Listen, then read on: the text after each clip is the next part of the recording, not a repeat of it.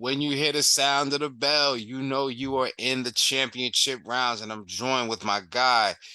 Really got to be my co-host for the time being because we getting so much work right now. So For sure. this where we at. With to let them know who you are, where they can find you, brother. Bodywork Boxing, you know what I'm saying?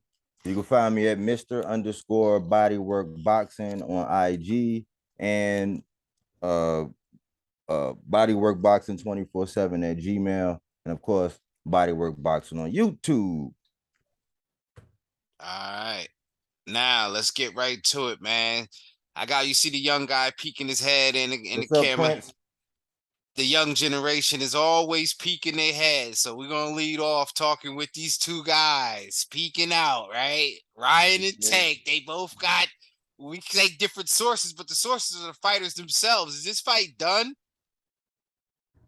I can't say, man. It's always flippity floppity. You know, around this time, a lot of people are just trying to get attention and everything. I know. I think Tank came out and said he was just trolling, but I'm just like, man, Ryan, man, when are you gonna become your own man, man? It's like you just, if they was in the Bing, man, I think Ryan might be the one holding a pocket or two. You know what I'm saying? He might be the only one I know hold two pockets. Like, man, come on, man, how long are you gonna take this? You know? I mean, I'm thinking. I always think bigger picture because you know how what we say about the messy Jessies and stuff. But I Yeah, think yeah. bigger picture. So I think business and I think about Golden Boy and I think about De La Hoya and I think about the Munguia situation because I think part of it was like Golden Boy won half and let's go half. You know, and I'm like that's what we saw with Munguia because remember they said that's what happened with Charlo, and then I'm thinking, okay, so how would that work? Because when everybody want to big about who winning and all, I want to see the fight, but then I'm thinking like, okay, how can that happen? Like, what has to happen? So In order I'm for it to looking at happen. like, I want to see that mix. I want to see that work one time, like PBC and Golden Boy in that manner. I mean, to give me some kind of rejuvenation because right now it's just entertainment, King. And this one, it kind of, the only reason why we gonna speak on it is because we got questions about the credibility, of course, about Ryan. Does Tank, and Tank is gonna say he's trolling, but I think what he's doing is he got to put out a feeler. If the fight builds up so much momentum, and I know some people are pointing to him fighting the kid Michelle Rivera next, but say Ryan always going to, like you said, he always going to be holding the pocket, and he's never going to be allowed to roam independently. He's never going to be allowed to sit at the table by himself nowhere. He's going to need to be affiliated. And Golden Boy, see, is this the point to where Oscar knows that he says, I might have to sell him up because they're going to ask me to at least sign him over to PBC to make it happen, because we know Golden Boy can't support that promotion. They don't have the network, right? They don't have the purse bid, capability. So we do know he'd have to go over there and hold a pocket or two on that side. Yeah, I mean, I think so, and I think they know that it's time because of how things are progressing along. Because it's almost like it's almost like a merry-go-round. We keep coming around to this point, and I'm like, we know what some bigger things that might be holding up and dates and money and all that, man. I just want to see the fight, man. I hope they get it on, man. I don't know if Ryan's ready, but he ready enough to get in there, and Tank need to, the frustration with him is like, man, people want to see him fight somebody. And I think Ryan, they're actually approving Ryan. So just give us Ryan. Yeah. You know what I'm saying? That's how I feel. In a way, we ain't going, I'm not to get off the path, but in a way, it would be like if Tank, I can't even say it. As I thought about it, I thought about disrespecting my own mind. I was going to say it'd be similar to if Mel Charlo fought Fundora. Fundora's not quite ready, but if they want him to be ready, then give him the Mel and let people accept the outcome of it. But then I said it's kind of different when Mel is the first undisputed at 154. So I ain't disrespecting Gervonta, but I'm also not going to disrespect the landlord at 154. So I retract that, but I still, Absolutely. Good catch. Yeah, hey, good catch. Good catch, man. I totally agree. But yeah, it's the same kind of situation. Let's see it, man. I'm done talking, and the more the social media, man, We want to get to the fight. Well, Look at boxing inside out, you know, from inside the ring and then outside. If you draw me outside, you know what I'm saying, you know. But let's talk about what fight is really causing us, because we don't want that second frustration of dealing with a Tank or a Ryan or a Tank and a Devin or a Tank and a Tank, and we get a little song going, right? We don't want to deal with that. Right, Because right. we already have what? Spencer Crawford. And we say, is this fight gonna happen? Is it worth looking for? I'm kind of PO, but I want to know what you think about it, because I don't want to go off, man. Man, I had to like reset my, you know, how when they say you gotta do a little reset, you gotta do a woosah, you know what I'm saying? I had my woosah, you know, I'm taking Bud off the grill, Mm-hmm. you know what I'm You had saying? I'm Bud on the taking grill. Bud off the grill. Uh-huh. You had I Bud on the had Bud grill. on the grill. I had Bud on the grill for a little while. Explain to me, please. Because it was almost like the three little piggies in the wolf, man. The one, you know, it was a whole lot of huffing and puffing, and people, these revisionist historians are coming up saying that it's been 5 years. I'm like, 5 years? It's not. Like, we gotta, like, social media, man, and the people that, you know, the messages and things like that that's coming along, it just had me like, look, that man won. He said he did what he said he was gonna do. Spence did, right? Yeah. He went ahead and got them straps, right? And Bud came up and got his strap. Now it's time to fight. And I think that was back in March, and we still ping-ponging in one, you know what I'm saying, and in the finger pointing contest. And then it's like in the court of public perception, you know, I think it's knocking a lot of other things ancillary off to it. And I think a lot of people are starting to be frustrated. And now a lot of people are starting to like, you got Rolly drawing that Spence. Like, man, like on what planet should that even be? Because it's inactivity. It's no fight set up. It's like you don't, nobody has their own business. Now people are just going back and forth. Sure. So now I took Bud off the grill. I listened back to what Coach Calvin said. He said, look, when this fight happens, you know what I'm saying? May the best fighter wins, and I'm just going to enjoy seeing it. I had to reset myself and enjoy seeing it. I have my thoughts on who I think might win, you know, but I'm ready to see it. I want to get away from the sensationalism about it. You know, it's cooked. It's burning. My biscuit. Remember the last time the biscuits were burning? Ain't enough gravy. Ain't enough gravy you know what I mean? They done. The bottom of the bitches is gone, right? Man. Well, here's what I think. I think it's interesting you got Bud on the grill, and I could appreciate that perspective. I think though, if we want to talk about who had the grill on the grill, it was Mr. Bud Crawford that told Spence, "Let's bet $1 million." Remember that famous quote? "Let's bet $1 million." So I think even when he said that, people didn't respect what Bud Crawford intended to do at the welterweight and also what he did. Let's be real about that.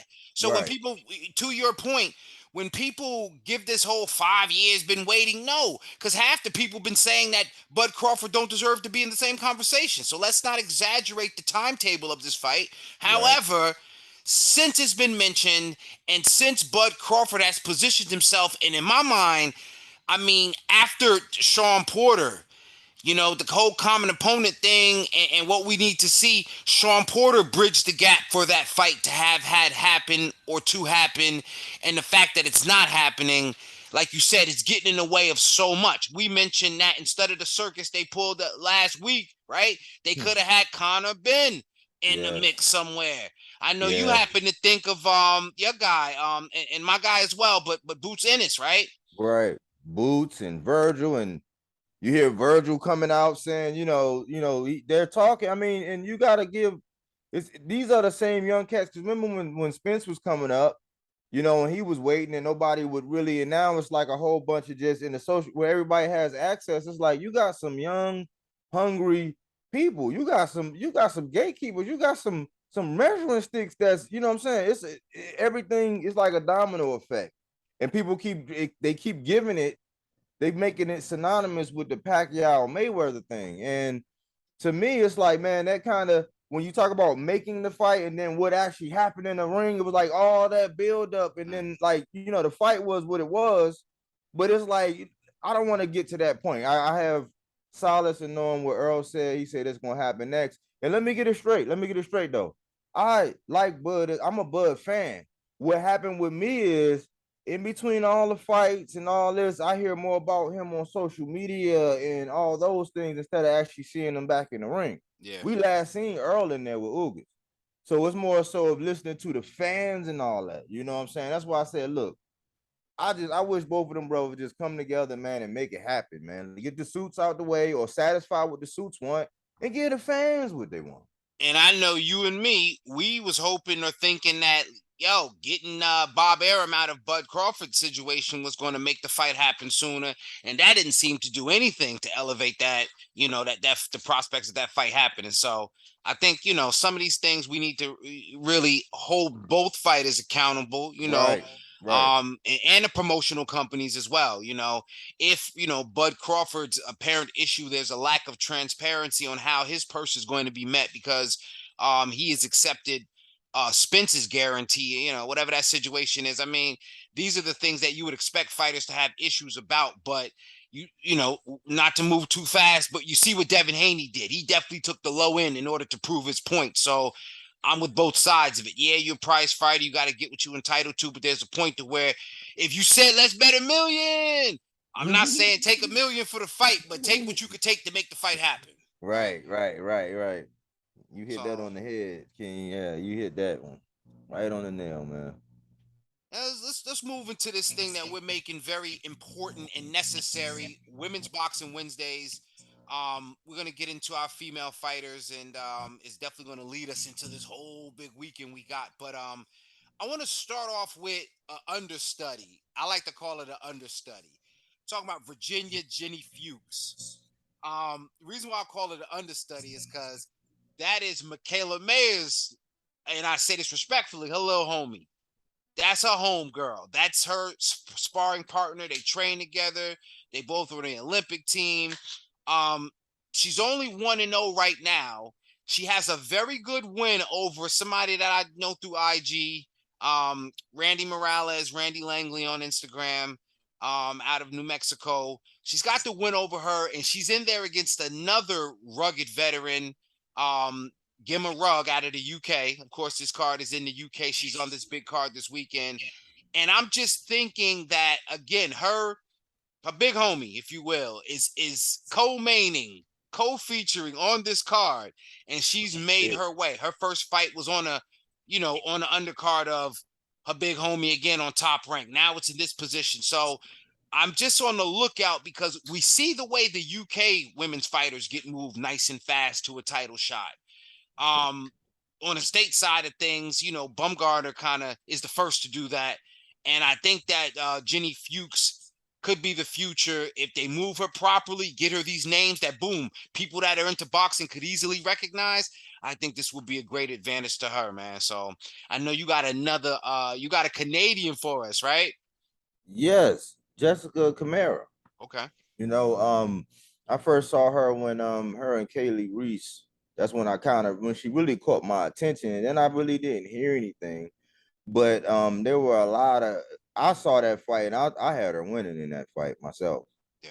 I actually want to kind of one of these days go back and rescore it with some other eyeballs, and or have some people rescore it and we all talk about it. I think that'll be some good homework to do. But I thought that she was, I thought she held her own. I think she did more than enough to get the nod back then. And I was kind of checking for her, but that's when I was kind of just now getting into the women's boxing and starting to learn who's who and where they are.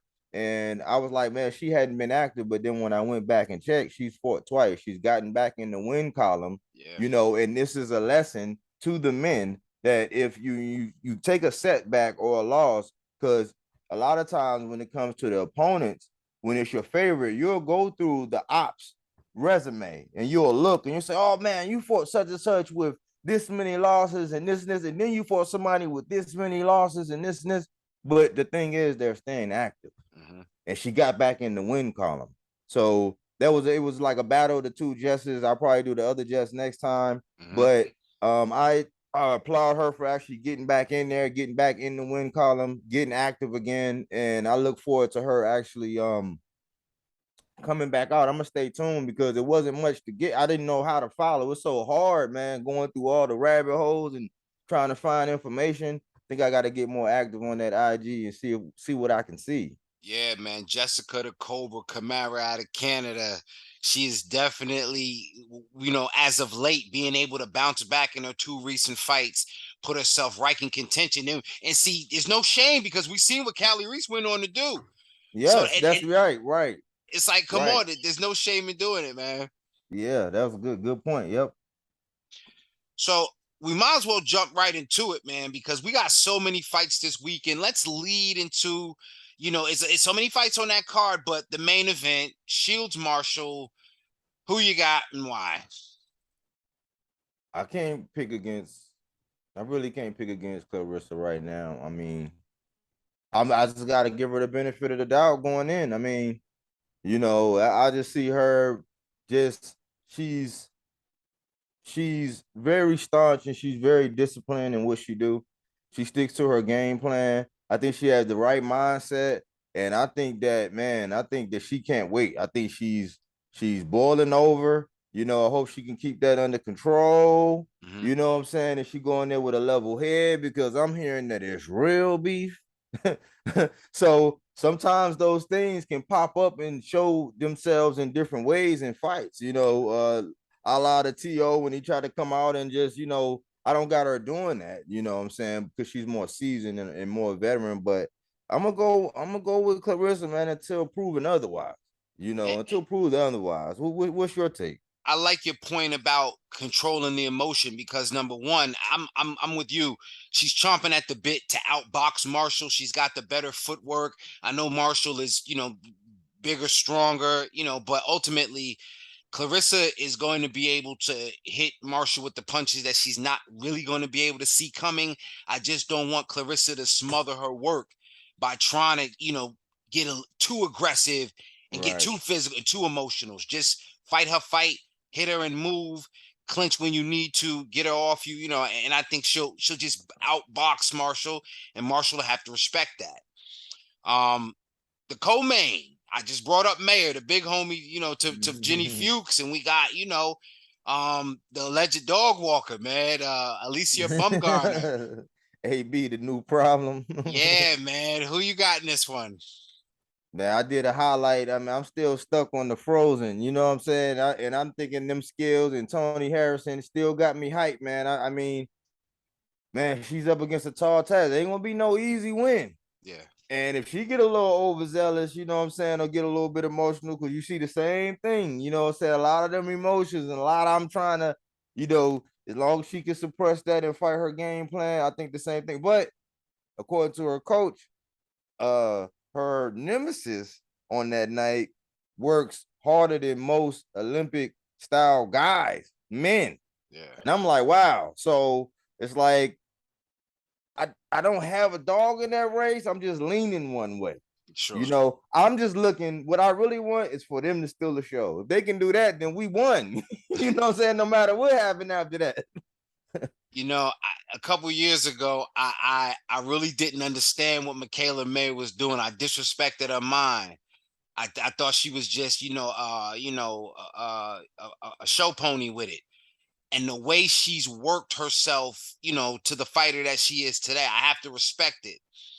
However, I just feel like what Baumgardner has, with the athleticism, and I don't think she's going to rely on the power.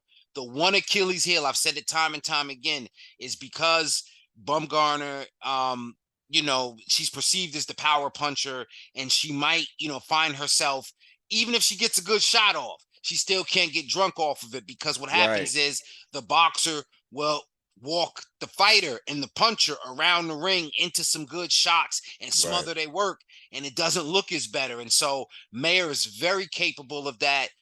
She's gone more rounds as of late, in her last few fights, 2 to 3 fights, she's gone, 10 rounds has gone a distance to her benefit.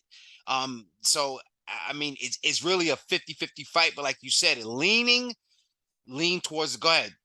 The one thing I just want to add, the Mhm. one thing I want to add is, like, remember, we talked about it before, and I said two fighters can be like, they can have different skill sets, but skill wise be right there, like right equal, right?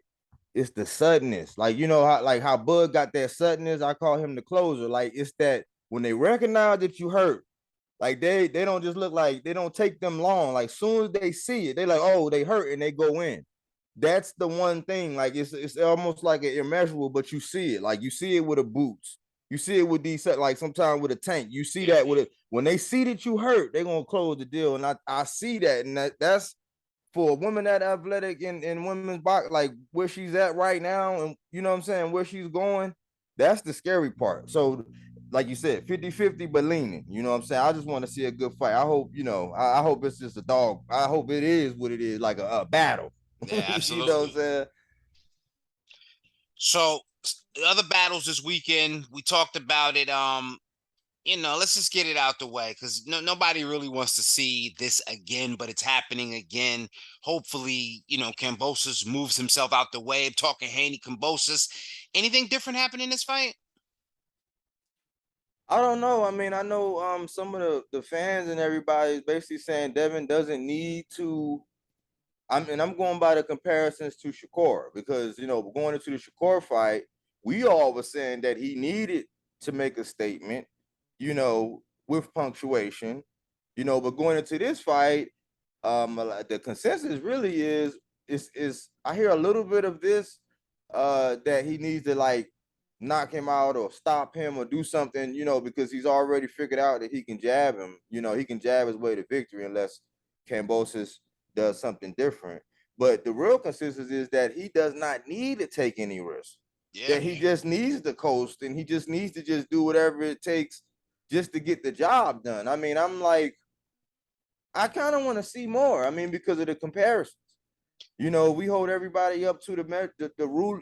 We hold everybody up to that level. And we judge everybody accordingly. Then I don't expect anything different because this is your time. Because as it stands, what I think is going to happen is he's going to leave 135 after this, and he's going to be stamped at 135 as beating Kambosos twice. I mean, that's what the history. We always talk about history in the history books. They gonna say, okay, What did he why is do he in at the Hall of Fame or whatever?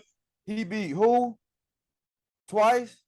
Like, so to me, I mean, he need a highlight reel. I want to see a highlight reel so that okay, not only did he go in there and beat him once, the second time he, you know what I'm saying, like really made it like, okay, that was easy work. Like, I want to see some easy work. And go ahead. As you alluded to before, though, I think when he does move up, the consensus will be that those belts will either be for Shakur or Loma. And I think that even if he stops Kambosos, Kambosos beat Teofimo beat Loma, but remember Loma's in the back end around. They trying to rebuild him. Right. Kambosos won't have that opportunity, but he'll be well paid. And Teofimo is fighting the guy that he was knocking Gervonta Davis for fighting, but another story for another day. I don't know. I don't know what Haney needs to do in this fight, but I hope that he does something that makes it the prospect of him fighting a Tank or Shakur in the future or whomever, if he's moving up to 140. I hope he does something that gives us the impression that that's the direction he's going, because exciting. I think the best thing he could do is more masterclass. I don't know where the power would come from unless Kambosos does something terribly reckless. I don't see him doing that. And I'm just shoulder shrug, like, Oh, let me just last thing on this one right here. Sure. Kambosos is back in the spot where he's normally comfortable where he's the most dangerous. He's going in as the underdog. I mean, we were talking about it. I said, I didn't even see any videos. I was like, I was going to actually do one, but I'm like, man, shoot, I'm just going to look and, see what's going on over here. There's nothing really to say, but he's back in that vulnerable state where he's pretty much always going in as the underdog. He does have experience. He did show against Tio that he can show up in them championship rounds. Yeah. Part of me is like, was this a Jedi mind trick? And I gotta kind of throw this out there. It's like, well, if you know that in order for it to go down to where you don't even have those belts anymore, somebody has to come over in your backyard and beat you up twice. If you know that, let's just say the first time, like, I was maybe figuring something out. Or maybe, shoot, I didn't know he was going to box like that. But he got to come back over to my backyard again. It's not going to be as many eyeballs. It's not that much pressure on him because everybody expected him to get dusted off. That's where he thrives at. And one flash knockdown could be the difference if it goes to the cards. And more than likely, it's going to go to the cards because Devon's fans are not pressing for him to do anything, but just go over there and pretty much ease on down the road. You know what I'm saying?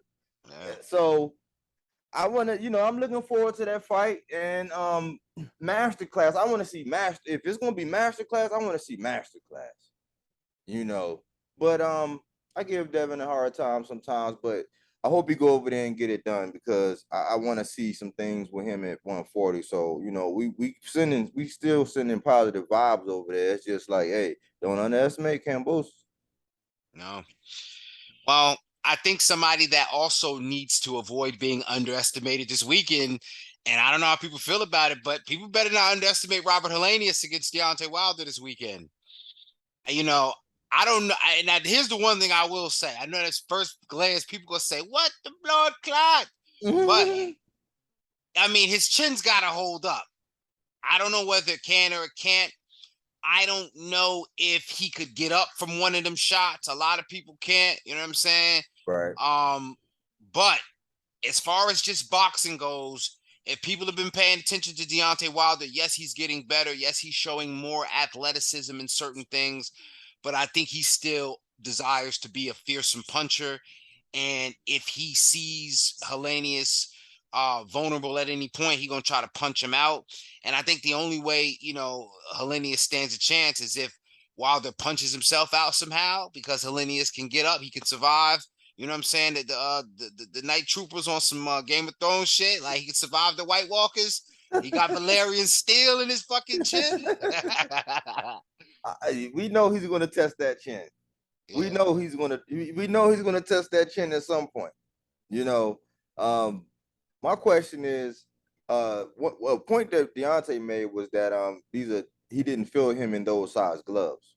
That's what he said. He said he hasn't felt me in these size gloves or whatever. And I'm like, okay, well, that's an indication that he's going to come test that chin.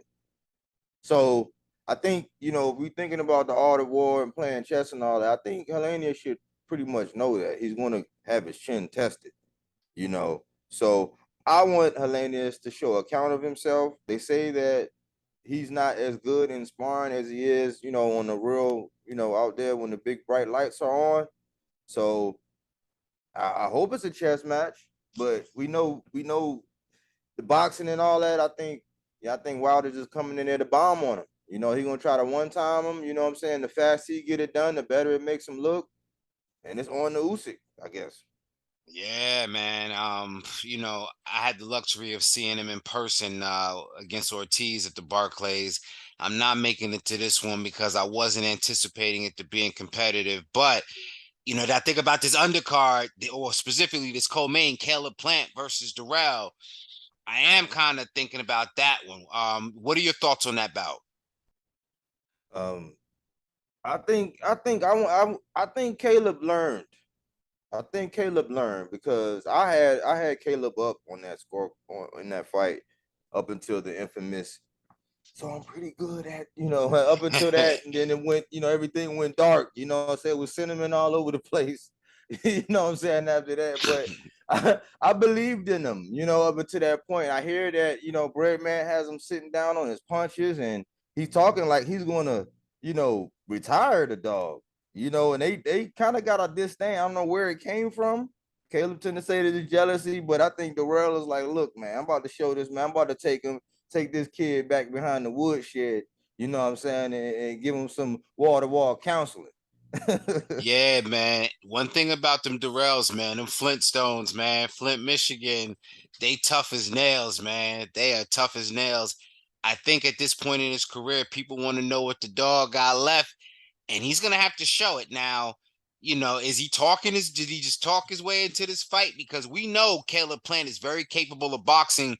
Even if the power doesn't show up, he definitely stands a good chance of outboxing Darrell. But I mean, I don't know if Darrell can do anything to stop Caleb from getting a rhythm off. But I see it either being a coasting fight. I don't see much of an upset, except for those that might think Darrell, has a chance of dominating. But I'm with you. Sometimes when you've been through what you've been through against a top level fighter, you come back, and I'm not saying like everybody else is basura, but it's different. Everybody else is not where you've just come from. So win or lose, you have a different expectation of yourself in them championship rounds against a different level of opponent. So I think Caleb's confidence is probably on par with the skill he's got for right now, and Darrell's gonna have to just rely on being a veteran. What he can't do though, he can't get Uncle Leon Lawson to jump in the ring at the end and deliver that wild sweet left he got. That motherfucker got that ring turned to the sideways. He thought that, man, you gotta tell Uncle Leon to chill out and stick on left. Don't do that, Uncle Lee. Chill out. Man, I think Darrell, I think he's gonna try to snuff him out, man. I just hope he got, his endurance is there, and hopefully, I mean, that I don't know. I think maybe, yeah. I mean, if Caleb learned what he learned, he should dominate. But Darrell, he's looking for that shot, and he do have some power. Yeah. So, well, look. So let's say Plant comes out of this fight against Darrell, and he looked good, and it's like 168, 168. Is a fight for Benavidez available, or what happens for Caleb Plant next? It's the tea leaves. When I look at the tea leaves, they saying Jamal Charlo. Ooh. They saying Jamal Charlo. Yeah, they saying Jamal Charlo. I've heard Benavidez, but Charlo. So, that's what they're saying. Like, man, sometimes these names, I say, man, Charlo's name get used in between everybody's fight, but they say that name, and then we'll get something else. So hopefully one of these guys, man. I mean, that man got the pick of the litter, man. Like he could just choose one, man. All you gotta do is get out there and say a name. You know what I'm saying? They're gonna pop up. So I think Benavidez, I would like to see it's time for the Benavidez and Plant. They've been jaw jacking, they got history, they got real beef. That's real beef. And that I want to see that. I would love to see that. Yeah, I think that would be an appropriate course. Charlo wouldn't be bad, but like you said, I think at this point his inactivity is hurting him, and if he had an opportunity, the fact that Ronnie Shields is so quiet about it lets me know that it's something real going on. You know what I'm saying? Yeah. But you hope that at some point those things get sorted out, because this is a sport of what have you done for me lately, and we can only judge you off your last performance. You see, he got Carlos Adames calling him out, So Charlo really do have to make a move. Is he going to move up 168, or is he going to handle business at 160? What's he going to do? So I think that's a fair question, man. Yeah. And what last thing under that card, Gary Antonio. Yeah. Gary Antonio, it's a rubber match. The last time that him and his opponent fought, it was a headbutt. They had an accidental headbutt. So they had time. They kind of familiar. They just got warmed up and bing. So they on there. So he's, a DMV guy, from out here. So, he's going to be on there. I'm looking for him to do something, So I just want to get him some attention, man, because, he's like the middle brother that never get talked about. So, I just want to throw that out there real quick. No, definitely, man. Salute to the Russell family. Salute to Gary Antonio. And listen, there's so many other fights, man. We may have to come back to it another time, either right before it or something, man, because it's so much action happening this weekend. But definitely thank you for joining me as always. Give the people your information, where they can find you. It's Mr. _Bodywork Boxing on IG. And it's Bodywork Boxing 24/7 on Gmail. And of course, Bodywork Boxing on YouTube. Here at Bodywork Boxing, where we don't take things for face value. We do that body work. In the championship rounds, ladies and gentlemen. Thank you for joining us.